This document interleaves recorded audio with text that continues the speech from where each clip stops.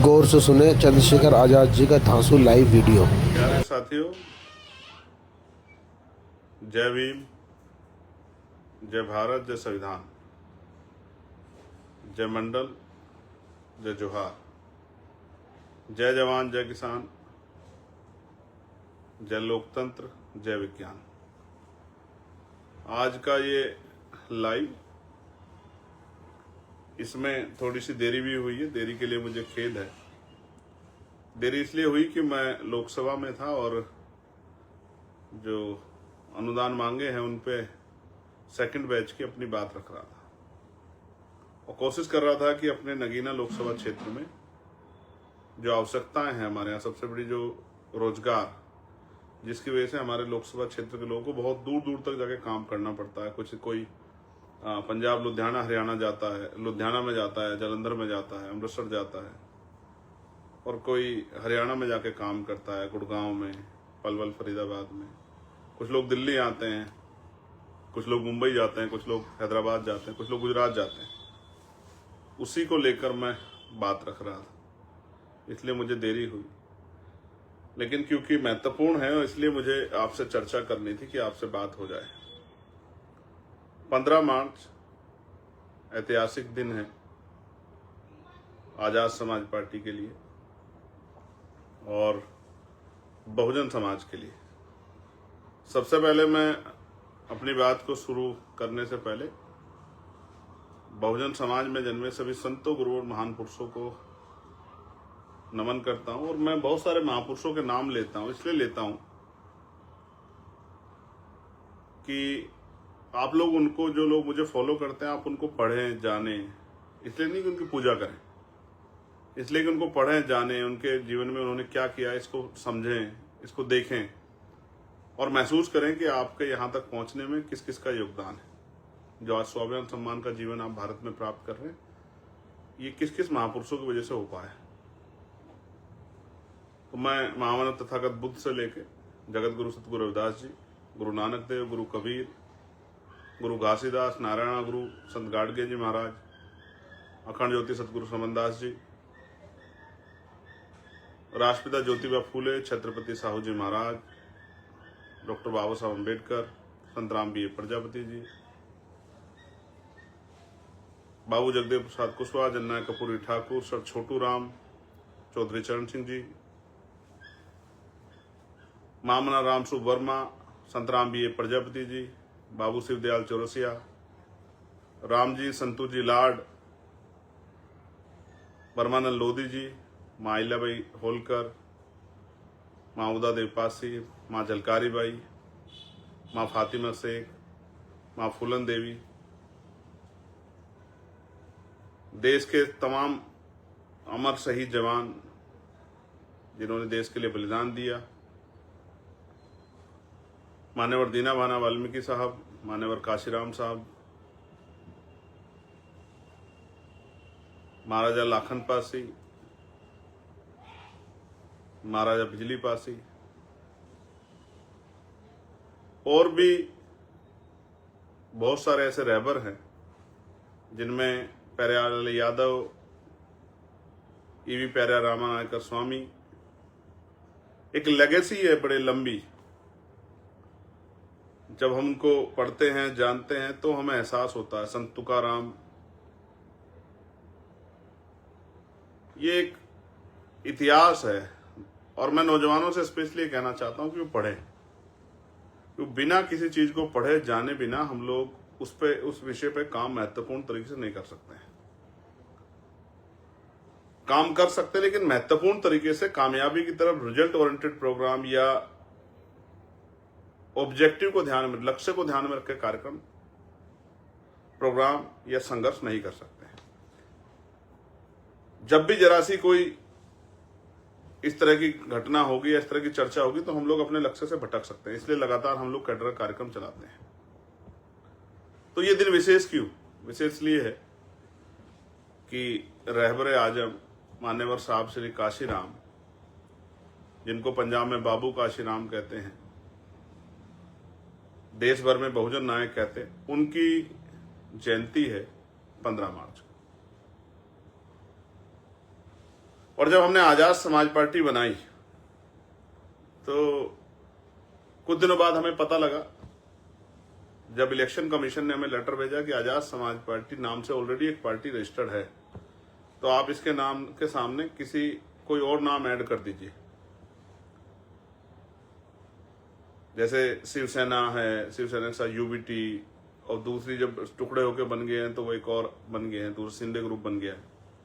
उस तरह से जदयू में भी हुआ, उस तरह से सीपीआईएम सीपीआईएल में भी हुआ, एमएल में भी हुआ। इसलिए उन्होंने ये सुझाव दिया, तो हमें लगा कि जिस महापुरुषों के आदर्शों पे हम लोग दल बना रहे हैं, वो क्योंकि बड़ी वो है, फूले, साहू, अंबेडकर, बिरसा मुंडा जी, तमाम हमारे पिछड़े वर्ग के महापुरुष, और मैं वीपी सिंह जी को भी धन्यवाद दूंगा। वीपी सिंह जी को भी, चाहे परिस्थिति कुछ भी रही हो, लेकिन एक बड़ा फैसला था। हालांकि उस फैसले के पीछे बहुत सारा जो संघर्ष था, वो मान्यवर काशीराम साहब का जो बोट क्लब पे धरना चला 45 दिन, या और से अलग भी जो तमाम हमारे नेता लड़ रहे थे उस समय, उनका भी एक बहुत बड़ा रोल था कि उस तरह का दबाव बना था। लेकिन वीपी सिंह जी ने बड़ा फैसला लिया, इसलिए मैं वीपी सिंह जी का भी धन्यवाद करूंगा। तो मान्यवर काशीराम साहब का नाम हमने तब ऐड किया, और हम कोशिश कर रहे हैं कि उनका जो अधूरा सपना है, एक चेले का ये फर्ज बनता है, एक शिष्य का ये फर्ज बनता है कि अपने गुरु के अधूरे सपने को पूरा करें। तो आजाद समाज पार्टी के माध्यम से हम लोग जो हैं, क्योंकि उनसे हमने चलना सीखा, उनको देख देख के, उनको पढ़ के हम लोगों ने संघर्ष करना सीखा, और सीख रहे हैं अभी तक भी। तो जब वो कहते हैं कि मुर्दा लोग मिशन नहीं चलाते और जिंदा लोग मिशन को रुकने नहीं देते, तो हम लोगों को संदेश मिलता है कि मिशन चलाने के लिए अपने आप को जिंदा दिखाना जरूरी है, उसके लिए संघर्ष करना जरूरी है। और बहुत सारी बातें ऐसी हैं जो उनके जीवन की प्रभावित करते हैं, किस तरह से उन्होंने संघर्ष किया है, अभाव में संघर्ष किया, भूखे रहकर, साइकिल के माध्यम से, और सीमित साधनों में, और किस तरह उन्होंने जो है बहुजन समाज के लोगों को लड़ना सिखाया है, किस तरह अंतिम जो जातियां थी उनमें भी नेतृत्व पैदा किया है, विधायक बनाया, सांसद बनाया। आज तक पिछड़े वर्ग की जो अपने आप को पार्टियां कहती है, वो भी नहीं बना पाएगी इतने सांसद विधायक जितने इस आंदोलन ने, जो मान्यवर काशीराम साहब ने शुरू किया, उसने बनाए। इसलिए मैं उनको नेता मानता हूं। बहुत कम पैसे से लोगों को राजनीति करना सिखाया, और राजनीतिक शक्ति कि वोट की वैल्यू क्या है, वोट से क्या निर्माण होगा, उसका क्या परिणाम होगा, ये लोगों तक घर घर जाके बताया। और संत जिनको कहते हैं, मैं इसलिए उनको संत के तौर पे भी, मैं इधर उधर की बात नहीं करता, मैं उनसे ज्यादा प्रभावित क्यों, उसका कारण एकमात्र ये है, जो बहुत इंपॉर्टेंट है, कि वो हमसे कुछ लेके नहीं गए। उन्होंने जो कुछ दिया इस समाज को दिया, बहुजन समाज को। उन्होंने कोई संपत्ति नहीं बनाई, जो उन्होंने संकल्प किए थे समाज से, एज ए लीडर उन्होंने उनको पूरा किया। इसलिए मैं उनसे बहुत प्रभावित हूं, और मैं अपने जीवन के अंतिम सांस तक कोशिश करूंगा, अगर मेरा शरीर चलता रहा, तो मैं उनके सपने को पूरा करने के साथ साथ अपने जीवन के अंतिम समय तक इस कर्ज को उतारने का प्रयास करूंगा, जो मैं अपने महापुरुषों का अपने ऊपर समझता हूं। संपत्ति नहीं बनाई, हालांकि बहुत कठोर फैसला था कि उन्होंने परिवार भी नहीं आगे बढ़ाया, वो कभी घर नहीं लौटे, उन्होंने अपने लिए कोई जमीन नहीं खरीदी, और एक एक पैसा जुटा के समाज से। आज तो लोग मतलब आलोचना के तौर पे कहते हैं कि चंदा लेते हैं, लेकिन उस चंदे को उन्होंने अपनी शक्ति बनाया, और उन्होंने नारा दिया कि जो सहारा देगा वो सहारा भी देगा। इसलिए हमें अपने लोगों का सहारा लेना, अपने लोगों को प्रेरित करना है कि वो अपने आंदोलन को ताकत देने के लिए, जो आंदोलन उनके बच्चों के लिए, उनके आने वाली जनरेशन के लिए, वर्तमान में उनको स्वाभिमान सम्मान का जीवन दिलाने के लिए जो संघर्ष चल रहा है, उसमें वो योगदान करें, जिससे हमें किसी दूसरे की तरफ ना देखना पड़े। क्योंकि ये सत्य है, जो आपको सहारा देगा वो इशारा भी देगा।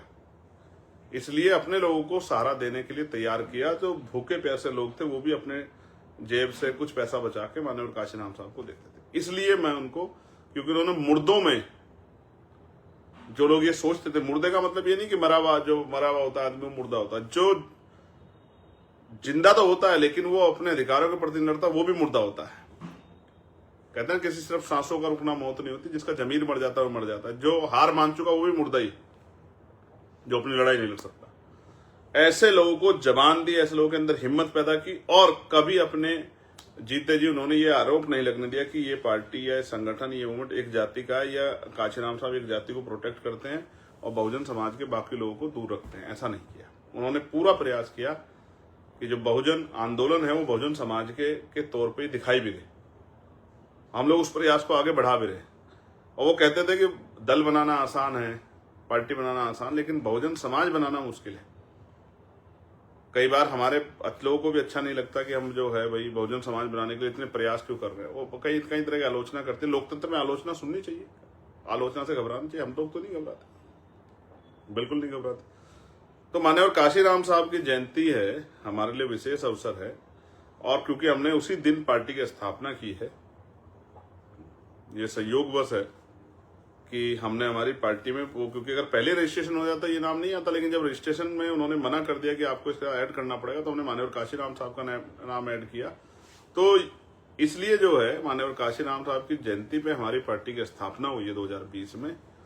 और मैं बधाई दूंगा अपने देश भर के उन साथियों को जिन्होंने नगीना में मेहनत करके आजाद समाज पार्टी को 5 साल के अंदर ही जो इलेक्टोरल पॉलिटिक्स है, राजनीतिक व्यवस्था में एक रिप्रेजेंटेशन भी चंद्रशेखर आजाद के रूप में, कार्यकर्ता के रूप में लोकसभा में भेजने का काम किया। और मध्य प्रदेश में हम लोग चूक गए 10-11 हजार वोट से, राजस्थान में हम लोग 3 सीटों पे चूक गए 5-7-11 हजार वोट से, महाराष्ट्र में हम लोग 1 सीट पे चूक गए 4 हजार वोट से। तो एक मजबूत जो है काम जो उन साथियों ने किया, मैं उनको बधाई देता हूं। अब जो आवश्यक बात है वो मैं बता देता हूं। 15 तारीख को बाराबंकी में कार्यक्रम है और मैं विश्वास से कहता हूं कार्यक्रम ऐतिहासिक होगा।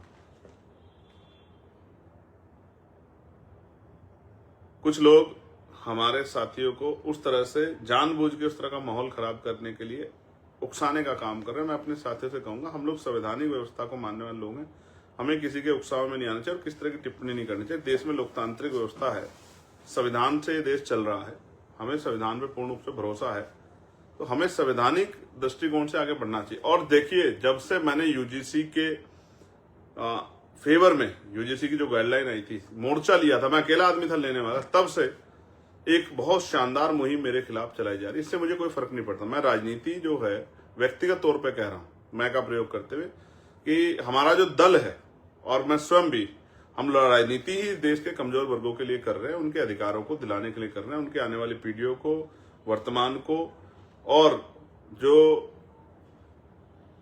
भविष्य है वो कैसे सुरक्षित हो, उनके अधिकार कैसे बचे, इसीलिए हम लोग राजनीति कर रहे हैं। इस बात से कोई फर्क नहीं पड़ता कि हमारे विरोध में कौन है। जब हम अपने लोगों के लिए काम करेंगे, SC ST OBC माइनॉरिटी के लिए काम करेंगे, दलित पिछड़े आदिवासी मुसलमानों के लिए काम करेंगे, सिख जैन बौद्ध ईसाइयों के लिए काम करेंगे, तो ये बहुत सारे लोगों को अच्छा नहीं लगेगा। बिल्कुल अच्छा लगेगा तो अपनी तरफ से तमाम कोशिशें करेंगे। तो उनसे हमें लड़ना नहीं है, ना घबराना है, उनसे बिल्कुल नहीं घबराना है। हमें तो इस तरह की तमाम तरह की चुनौतियों का, साजिशों का सामना करना है और दिमाग से लड़ाई लड़नी है।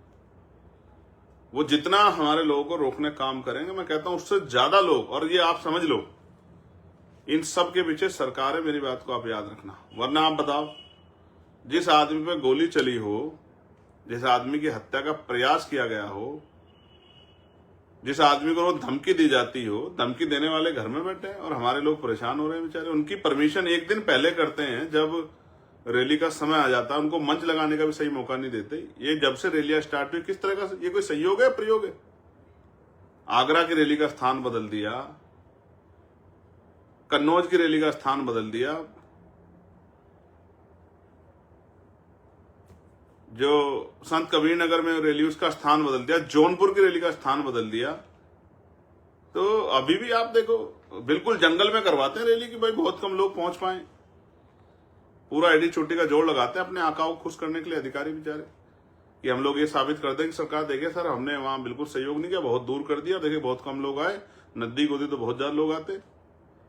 इस तरह का पूरा प्रयास करते हैं। लेकिन मैं उनको कहना चाहता हूं, भाई माहौल बदल रहा है, मौसम बदल रहा है।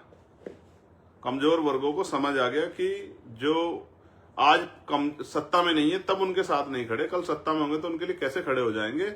आज तो ज्यादा समाज के साथ खड़े होकर दिखाना था। यूजीसी की जो गाइडलाइन है उसने बहुत सारे लोगों के चेहरे बेनकाब किए हैं।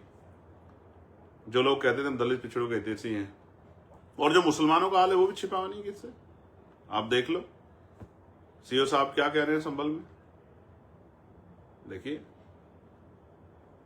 बाकी धर्मों के धार्मिक उत्सव सड़क पे हो जाएंगे, लेकिन वो कह रहे हैं एक पैर अगर बाहर रख दिया किसी ने नमाज पढ़ते हुए मस्जिद से या ईदगाह से तो देख लेना, पर खैर नहीं। और वो कह रहे हैं कि साहब ईरान पे आप क्यों कर रहे हो, ईरान पे यहाँ क्यों प्रोटेस्ट, क्यों हाय तौबा कर रहे हो? जब बांग्लादेश में कुछ होता तो हाय तौबा यहाँ होनी चाहिए, जब पाकिस्तान में कुछ हो तो हाय तौबा होनी चाहिए, लेकिन ईरान में अगर कुछ हुआ है तो यहाँ हाय तौबा नहीं होनी चाहिए, क्योंकि सरकार के लोगों को अच्छा नहीं लग रहा है। जब वो यहाँ नंगा नाच करवाते हैं अपने जो है जिनको संरक्षित गुंडों से, तब कुछ नहीं। यही बातों को हमें समझना है कि वो चाहते क्या हैं और वो उनका लक्ष्य क्या है। आपको अपने काम पे ध्यान देना है, और जो गाइडलाइन प्रदेश ने जारी की है कि सब लोग, बहुत सारे लोगों को बहुत सारी जगह पे अपने अपने जिला मुख्यालयों पे, और जो अदर स्टेट में जैसे मध्य प्रदेश, राजस्थान, पंजाब में, हरियाणा में, झारखंड में, बिहार में, दिल्ली में जो गाइडलाइन जारी हुई है, जहां जहां जिस तरह से आपको अपना जो है कार्यक्रम करना, उस तरह से आप कार्यक्रम करें।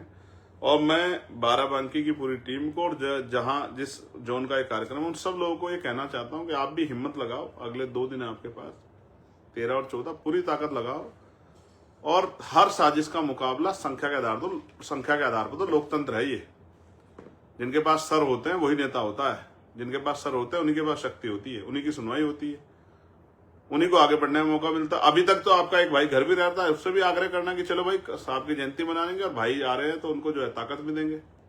बहन से भी कहना, माँ से भी कहना, भाभी से भी कहना, चाची से भी कहना कि चलो एक दिन उस रहबर के लिए, ठीक है, चलो बाबा साहब अम्बेडकर के मिशन को पूरा करने के लिए, चलो जो है फूले साहू के मिशन को पूरा करने के लिए, चलो उन महापुरुषों के संघर्ष को प्रवान चढ़ाने के लिए जिन्होंने जो है अपने बच्चों तक कुर्बान कर दिया। भाई ने बुलाया, चलिए बाराबंकी और दिखाइए लोगों को, पूरे प्रदेश को देखना चाहिए, पूरे देश को देखना चाहिए। और गाली देना, मुझे गाली देना तो अधिकार है सब लोगों का। जब मैं आप लोगों के लिए लड़ाई लड़ूंगा तो मैं कोई अपने घर के, मेरा परिवार को थोड़ा ही है कि भाई मैं कोई वो करने जा रहा हूं, तो मुझे तो गाली खानी है। तो इस गाली से मत डरो, आज जो गाली दे रहे हैं कल आपको सलाम भी करेंगे, समय की बात है। ये जानबूझ के आपका ध्यान, जैसे आपको कोई सफर तय करना, मुझे यहां से लखनऊ जाना है, बीच में अगर कोई इधर इस तरह का कोई हो जाए गतिविधि तो हम लोग उधर देखने लगे तो हमारा तो समय खराब होगा ना भाई। ये सोचा समझा प्लान है। और मैं फिर कह रहा हूं, सरकार पोषित लोग हैं ये लोग, ये संगठन सरकार पोषित है, आप जानते हो, आप इतिहास उठा के देख लो। इनसे इन बेचारों कुछ नहीं कहना है, बेरोजगार लोग हैं, इन पर ध्यान नहीं देना, अपने काम पे ध्यान देना है। हम लोग लोकतांत्रिक व्यवस्था में दल बना के काम कर रहे हैं, और हम ये जानते हैं political power is the master की। राजनीतिक सत्ता वो चाबी है जो आपकी सारी समस्या हल कर देगी। और लोग समस्या के लिए चिल्लाते हैं, हम पे समाधान है, इसलिए हमसे बहुत ज्यादा दिक्कत है सब लोगों को, लेकिन इन दिक्कतों का जवाब हम लोग ताकत बना के देंगे, ना कि लड़के। लोकतांत्रिक व्यवस्था में ये जुल्म जाति, कल मैंने कहा पार्लियामेंट में कि हमारी माओ को दर्द नहीं होता, बताओ होता है नहीं होता है? सरकार बताए क्या कानून व्यवस्था है? दिल्ली हो, बिहार हो, राजस्थान हो, मध्य प्रदेश हो, यूपी हो, मार दे, कोई जला के मार दे रहा है, कोई हत्या कर दे रहा है, बहन बेटियों के सम्मान की रक्षा नहीं कर पा रही सरकार, उठा ले जा रहे बहन बेटियों को, बच्चों को। आज एक मामला आया मेरे पास मिर्जापुर का, जिसमें एक आदमी ने धमकी दी, कहा कि मार दिया, निपटा दिया, और बता दिया वहां पड़ा, उसका नाम निकाल दिया। जाऊंगा मैं बहुत जल्दी वहां भी। तो इस तरह की मैं वहां कोशिश करता हूं जाके जहां अन्याय ना हो रहा, न्याय ना हो रहा। जैसे कपसाड़ में हम लोग जाएंगे जल्दी, 15 तारीख के बाद। कपसाड़ से जो वादे हुए थे कपसाड़ के परिवार से, और वो जिस तरह डर के साए में, मेरे पास खबर आई है कि भाई वो डर के साए में उनके जो वादे किए थे पूरे नहीं किए सरकार ने। जाएंगे अब कपसाड़ हम लोग। हम कहाँ भूलने वाले लोग हैं, हम पे तो काम ज्यादा है ना, हम पे काम ज्यादा, हम नहीं भूलते किसी को, हम हर व्यक्ति के साथ खड़े, हमारी टीम हर जगह जाती है। इसलिए मैं आपसे आग्रह कर रहा हूं कि आपको बहुजन समाज के लोगों को एकजुटता रखनी है, और जो साथी वहां काम करें उनसे आग्रह, थोड़ी सी और ताकत लगा दो। हालांकि रैलियां बहुत सफल हुई। कल प्रदेश अध्यक्ष जी ने मुझसे कहा कि किसी एक रैली की बड़ाई मत क्या करो आप, हम सब लोगों ने बहुत मेहनत की। मैं लाइव के माध्यम से उनको कहना चाहता हूं कि मैं बधाई देता हूं उत्तर प्रदेश की पूरी टीम को। और अभी उत्तराखंड में भी रैली करनी है, जो तारीख उनको दी थी उसको आगे बढ़ाएंगे थोड़ा सा, तो संगठनात्मक बदलाव किया है सीनियर लोगों से बात करके, तो उनको वहां भी आगे बढ़ाएंगे, वहां भी जल्दी रैली करेंगे। लेकिन ये रैली जो है अभी 29 तारीख की और 15 तारीख की, और उसके बाद भी जो आगे कार्यक्रम जो तय हुए हैं पिछड़ा वर्ग सम्मेलन के, वो सब शानदार होंगे, मेरा भरोसा है।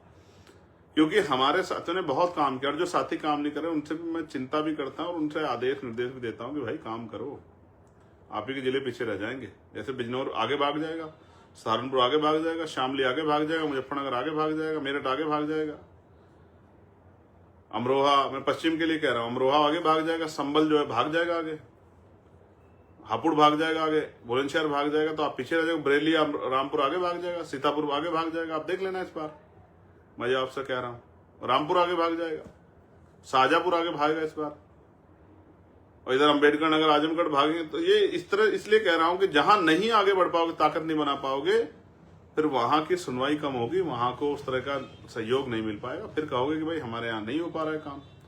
राजकाज बनाने के लिए हर व्यक्ति को मेहनत करनी पड़ेगी, पूरे संगठन को मेहनत करनी पड़ेगी, तब राजकाज बनेगा।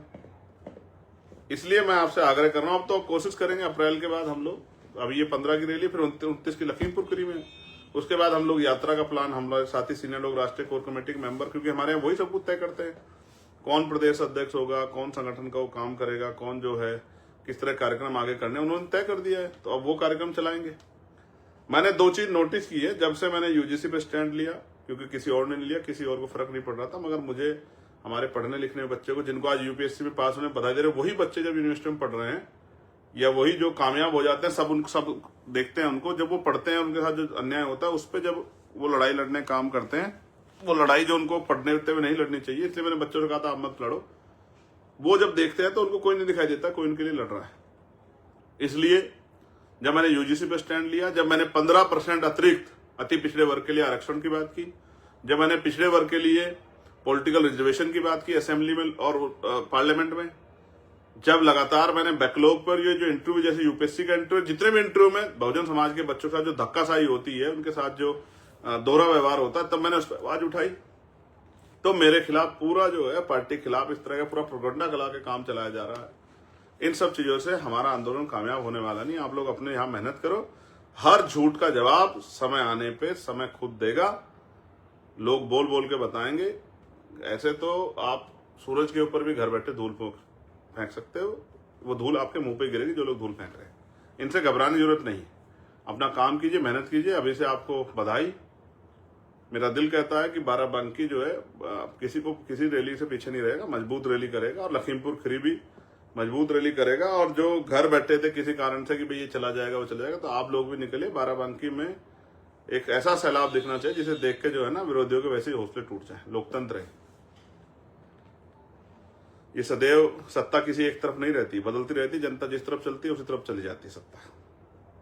मैं तो वो छोटा सा आदमी हूं, सिपाही हूं आपका, महापुरुषों कमीशन का। जब तक जीवन में लड़ता रहूंगा भाई, क्या फर्क पड़ता है। रो थोड़ा ही आदमी जाएगा, एक ही दिन जाएगा आदमी, एक दिन रहेगा। जब तक जीवन है, जब तक संघर्ष करेंगे और अपने साथ अच्छे लोगों को तैयार करके जाएंगे। और मैं आप सबसे भी कहता हूं, बहुजन समाज के एक एक जाति को, व्यक्ति को जोड़िए साहब। जिनको मौका नहीं मिला उनको मौका देना है, इस बार मौका देना है उनको, जिनको मौका नहीं मिला। अति पिछड़ी जातियों को इस बार विधानसभा में मौका देना है, जिनको मौका नहीं मिला। मुस्लिम समाज के भाइयों को भी संख्या के आधार पर, शेड्यूल कास्ट के भी उन सीटों पे जहां शेड्यूल कास्ट की संख्या अच्छी है, वहां जनरल सीटों पे भी शेड्यूल कास्ट के भाइयों को, नौजवान साथियों को लड़ाएंगे जो लोग संघर्ष कर रहे हैं। उन पे पैसा भी नहीं होगा तो पैसा इकट्ठा करेंगे चंदा मांग मांग के जनता से, और पैसा चंदा इकट्ठा करके वहीं से वहां के लोगों से उनको लड़ाएंगे और विधायक बना के असेंबली भेजेंगे। क्योंकि अब अमीरों का राज नहीं है, गरीबों के बच्चों को भी मौका मिलेगा। गरीब के बेटे भी विधानसभा जाएंगे, लोगों की आवाज बनेंगे, और इस प्रदेश में वो करके दिखाएंगे जो कभी नहीं हुआ। गरीबों की आवाज बनेंगे, गरीबों के जो सरकार आएगी, लोग कहा करें गरीबों की सरकार है, किसानों की सरकार है, नौजवानों की सरकार है, बहन बेटियों के सम्मान वाली सरकार है। और जो वादे चाहे पुलिस के भाइयों के साथ किए हो, जो होमगार्ड भाइयों के साथ, पीआरडी के जवानों के साथ, आशा आंगनबाड़ी बहनों को मैंने ही मांग उठाई। अभी देखिए कल भी मानदेय उनको जो है दैनिक वेतन की जगह उनको वो मिलना चाहिए। मानदेय की जगह उनको मंथली जो है वो मिलनी चाहिए, सैलरी मिलनी चाहिए। ऐसे ही भोजन माता, पंचायत सहायक, रोजगार सेवक, इनके विषय भी उठाने हैं, जोरदार तरीके से उठाने हैं।